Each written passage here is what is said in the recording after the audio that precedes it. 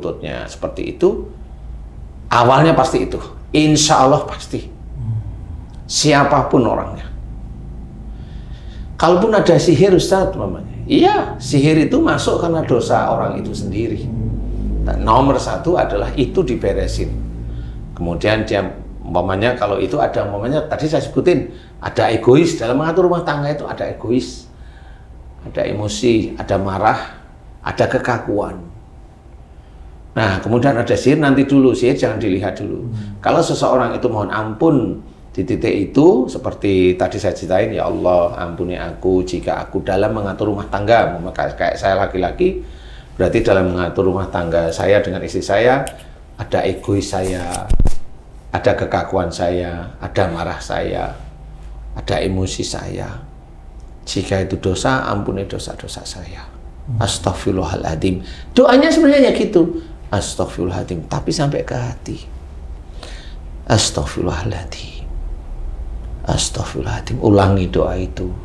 Ya Allah, jika lutut saya seperti itu, kanan dan kiri boleh, tapi khusyuk ya.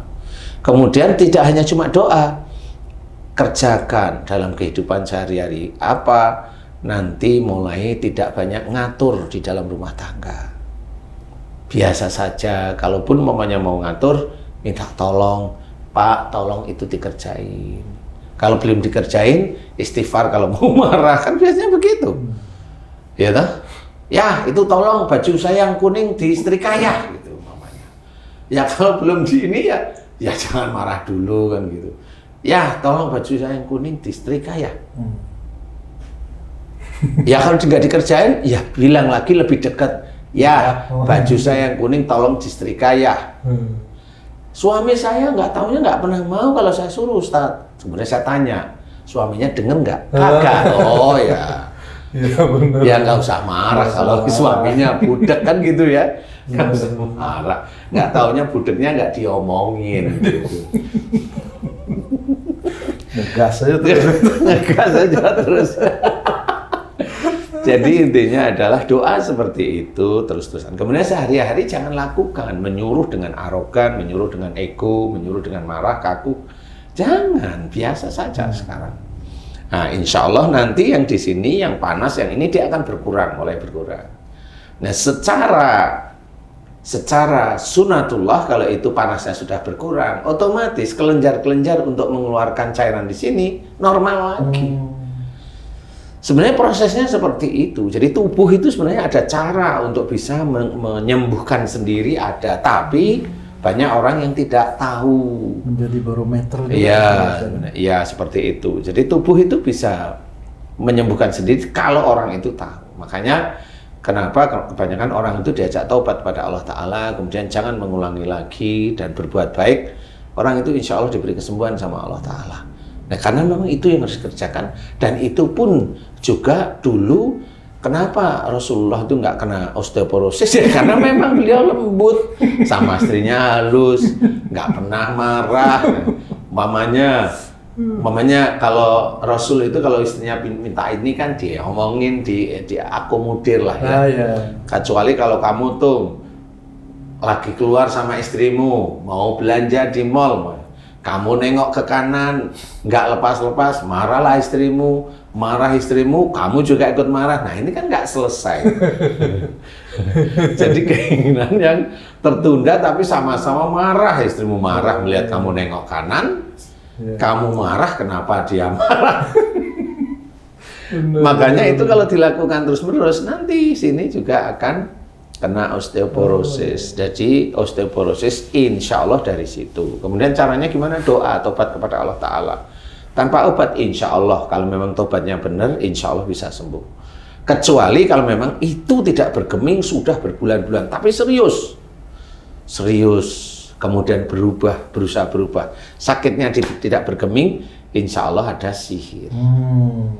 Gitu, insya Allah ada sihir. Yang dulu masuk sejak dulu, sakit sejak awal, berapa nggak taunya waktu dilihat, oh ingat saya awal sakit lutut saya yang kiri atau yang kanan itu sejak dulu, saya masih umur 40-an tahun, memang nggak terlalu saya rasa, tapi tambah lama kok tambah sakit. Nah itu berarti insya Allah selain dari perilaku yang tidak baik tadi saya sebutkan, insya Allah ketambahan sihir. Kenapa sihir masuk di situ? Lutut ya. Iya, kenapa itu dukunnya kok pinter kalau dia kekurangannya di situ? Itu bukan dukunnya yang pinter, itu Allah sudah mengatur. Jadi mengarahkannya sihir itu ke kekurangannya dia gitu. Seperti itu. Nah itulah cara Allah mengajari hamba-hambanya itu untuk mengetahui posisi di mana dia dosanya, di mana salahnya.